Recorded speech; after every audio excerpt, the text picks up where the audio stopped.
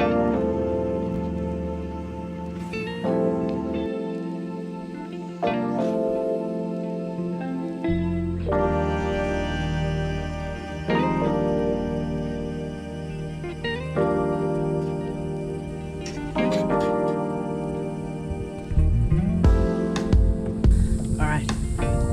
out that lure.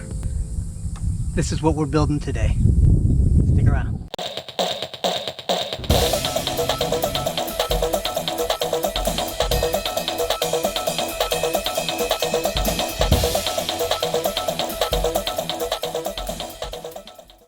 Hey everyone, welcome back to the Engineered Angler.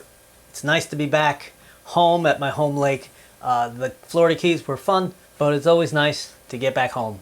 Today we're going to build that lure you just saw in the water. It's the simplest build of a crankbait that I've been able to come up with. Alright, so I typically make a real broad variety of lures. Anything from the really large and complex swim baits to tiny little crappie bait. But I'm always, hooking myself. But I'm always looking for a technique and materials that really will simplify a lure build so that I can share it with folks who maybe aren't really into the physics, aren't into like the heavy carving or the complex builds, and maybe even want to share it with their own kids so that they can involve a young fisherman or a young would-be lure maker. So this is about as simple a shape for a crankbait that you'll ever see. And you probably already guessed what it came from. It's just a simple dowel. Actually, it's a mop handle or a broom handle. I can't remember. The key is that this kind of thing is available just about anywhere. It doesn't have to be particularly strong or, you know, really clean grained or anything. It's basically a couple of cuts, it's a little bit of sanding, and a little bit of assembly, some paint, and you're ready to fish with this thing. Let's go ahead and get started. So I want to make the thickness of the lure about 1 centimeter, which is about 3/8 of an inch. So I'll go ahead and mark 3/8 and we'll get it cut. That was supposed to flop over. Anyway, all kidding aside, it's easy enough to cut this. You don't have to use any special method. I did cut it on my miter saw, but you can put it in a little miter box and cut it with a handsaw and even have your young helper do some of the cutting for you. The next step is cutting the slot for the lip. So to do that, I'm going to put a little X right where I think the middle of this is. I kind of like to rotate it and eyeball it and give it kind of an average guess. And then I'll draw a line through the middle of those scribbles, and that should cut it pretty much in half. Now I want to cut a slot right along that line. I'm going to use the jaws of this not only to hold it, but to give me a guiding surface. But this time I'm going to do it slightly different, and I'm going to put it on its side, and this way I feel like the vise will hold it a little better. Now you can use a little hand saw of whatever you have handy and lay it across the jaws and give it a cut, and you only have to go in about 1/4 of an inch. Now because I know that the dive lip I'm going to use is almost exactly the same thickness as 2 hacksaw blades glued together, I'm going to go ahead and use these 2 hacksaw blades.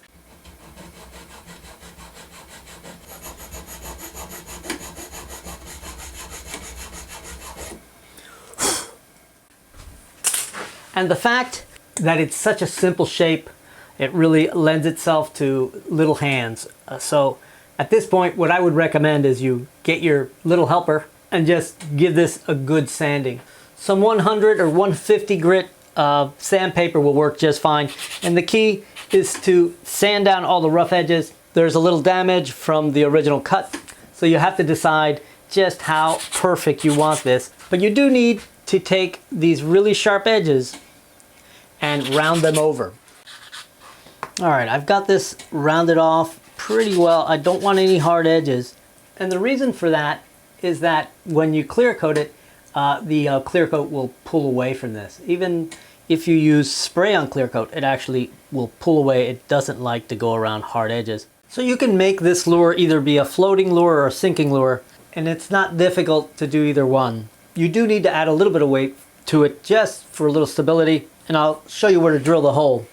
So to mark the location of the weight that you're going to put in, you just want to draw a line across the middle from the end of your lip slot right there, and then just go perpendicular right in the middle down. The idea is you want to put it right at the bottom, perpendicular to the lip, and I've already kind of pseudo marked the spot. But the idea is that it should be center, side to side, and close to the location that I just mentioned. It doesn't have to be perfect. It's just that you need it close to the bottom of the lure. You want it to sink a little bit or just barely float. This one that I made here with a Lexan lip, I actually weighted to sink just slightly. So the weight you want to put in it is a little split shot. At least that's what I use. And this little guy weighs about 0.8 grams. And that'll be enough just to get this thing to be just slightly buoyant. But yours might want to sink a little bit depending on the density of the wood. And the diameter of it is right at 0.5 centimeter, which is about 7/32, which is great because I happen to have a 7/32 bit. But I'll start off with a smaller bit to get it started.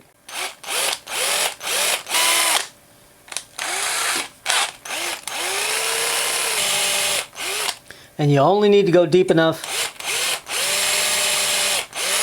for the diameter of your little split shot. And that does it just right. Now we just need to fill that hole a little bit.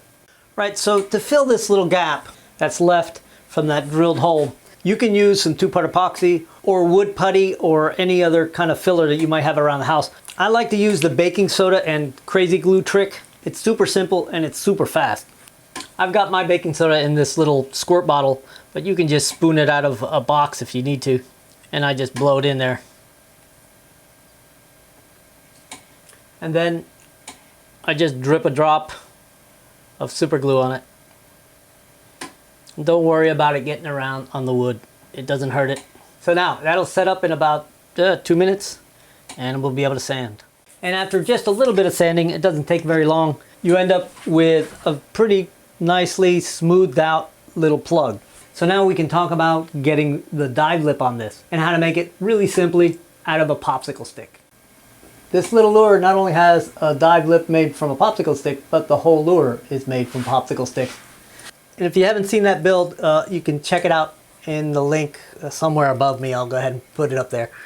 So I'm going to cut this popsicle stick about 1 1/8 inch from the very tip of that rounded part. I'm just going to go ahead and use these big old diagonal cutters. Try to cut it as perpendicular to the edge as I can. And that looks pretty good.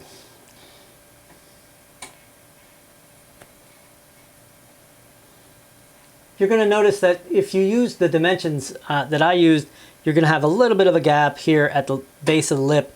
But to fill it, you can use the same trick with the baking powder, or you can use whatever technique you used for your weight. I'm just going to take a little bit of crazy glue and just put a couple of drops, and that should hold it in place while we do the rest.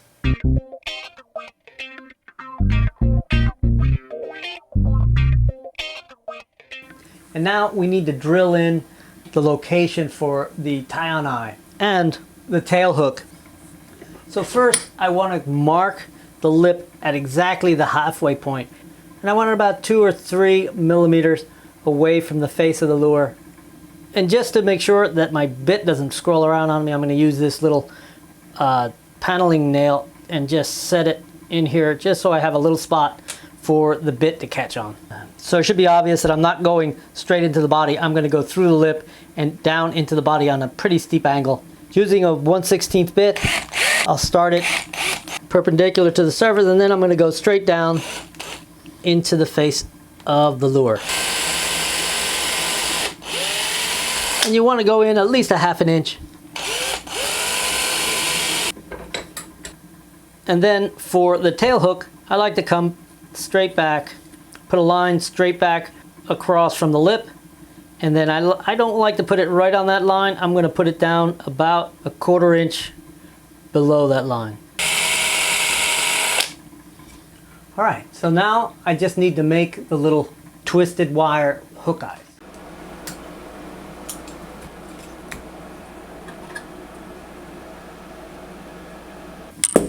Now, you don't have to make these kind of twisted eyes.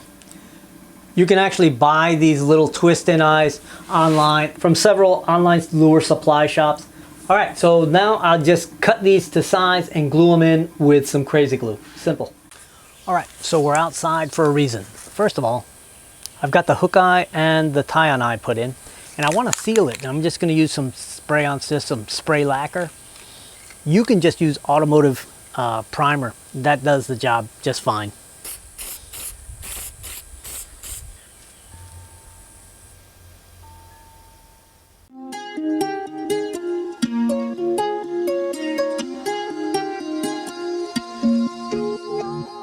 Let's get painting. I got this thing sanded back down just lightly, and I'm going to wipe it down with a little bit of alcohol.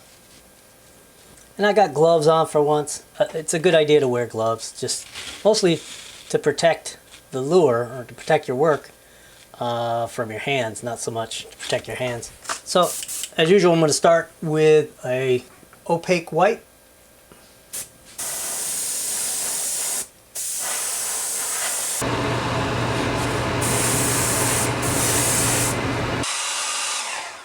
Next, I'm going to use this metallic yellow, but from Jacquard Airbrush colors. This stuff paints really well right out of the bottle. No thinning necessary. And what I'm going to do is I'm going to spray the bottom yellow and let it overspray halfway up the body.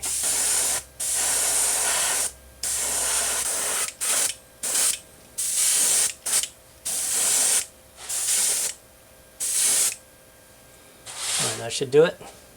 All right, now I'm going to use a little bit of transparent black, and I'm going to do the same sort of thing, but from the top down.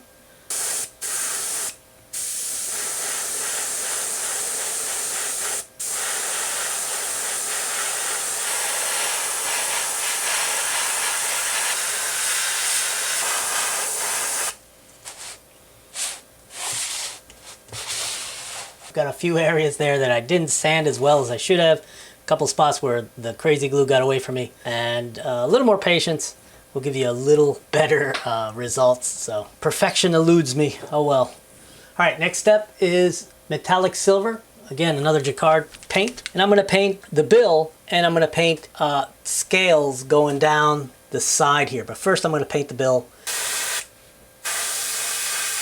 Now this stuff is just the kind of material they make ladies' veils or whomever's veils. You can get it pretty much at any fabric store. It's really cheap. It's just a little embarrassing to walk in and buy it. And you don't have to do all this fancy stuff. I'm doing this because I'd like to get a good thumbnail for the YouTube channel. But you can paint this with some craft paints and some paint brushes, and you can get your kids involved and just do stripes and eyes and polka dots and whatever you like. It doesn't have to be airbrushed and all this fancy stuff. All right, so now I want to make silver scales, so I'm going to spray the whole side with silver.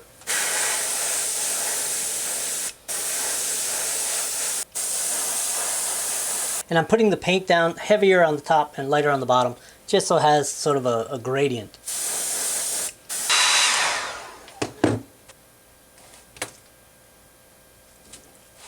All right, that looks pretty good. It's pretty subtle, but it's there. You can definitely see the scale pattern. I'll give myself a spot for an eye, and maybe even put a little strike eye on there.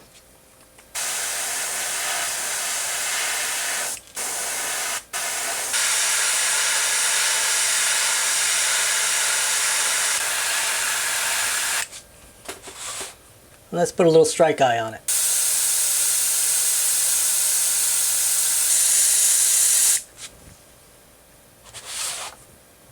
And now I'm going to go ahead and use red metallic, again another Jacquard color, and just a little bit on at the tip of the dive lip. And maybe a touch across the bottom. I didn't get too crazy. I think that's a pretty classic paint job. So before we get too far along, I gotta choose eyes, but I really like this sort of muddled, almost like a frog eye. I like the color and I like the details. So let's go ahead and use those.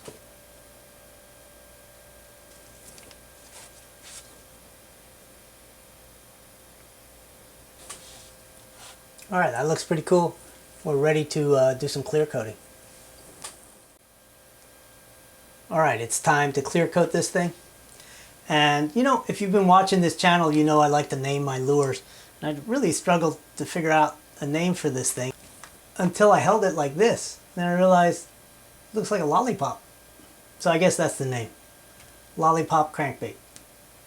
Kind of fits the simplicity, right? Okay, I'm using the last of my Aluma UV. And this becomes a little complicated for the sort of the average person just trying to do this on their own for the first time.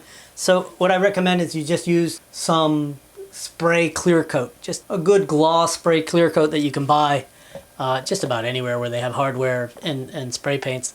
And just give it probably 3 or 4 really light coats.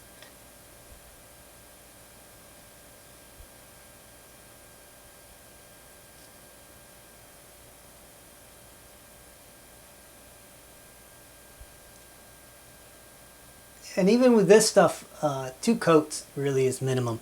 I'm going to give it the first coat, and then I'll give it another coat tomorrow. And then we'll take it out on the lake.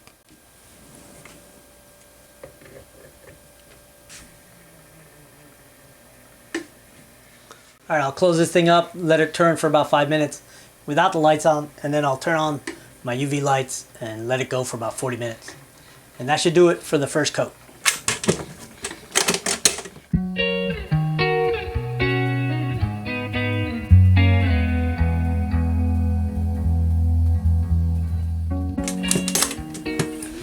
All right, so that is the second coat, and today is the next day. So while that sets, let me say a couple of things. If you remember the last video, I promised that I would do a giveaway to celebrate the 15,000 subscribers and to just say thank you to everybody. So here's the contest. That little fish you saw me catch at the beginning of this video, I actually weighed it. And the contest is this. You have to guess the weight without going over. So the person who comes closest to the weight of that fish without going over will win one of my little squirrel bill crankbaits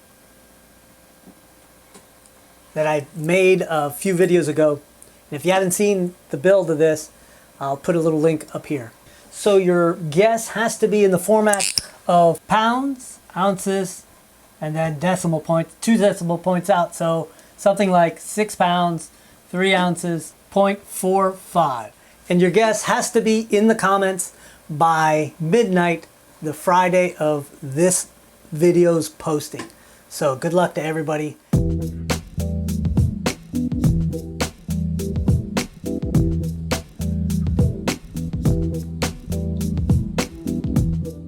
So if you're enjoying these videos, you're getting something out of them, you're learning something, maybe getting some ideas at least, and you want to help the channel grow and support it a little bit, all you need to do is give me a thumbs up and subscribe if you haven't. And if you haven't checked out the merch shelf down below this video, check it out. There might be something you'd like to have. The finish came out pretty good. Let's put some hooks on.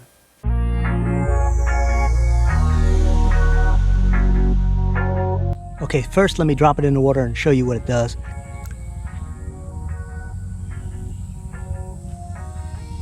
Okay, I think that's as close to suspending as I ever want to try to get something. It's got a big sort of X crossing waggle. So you're not going to get a whole lot of depth of dive unless you get your rod tip way down. But it works perfect in little shallow ponds and along the edges. It really makes for a really nice casting and cranking little lure. Let's get some underwater shots.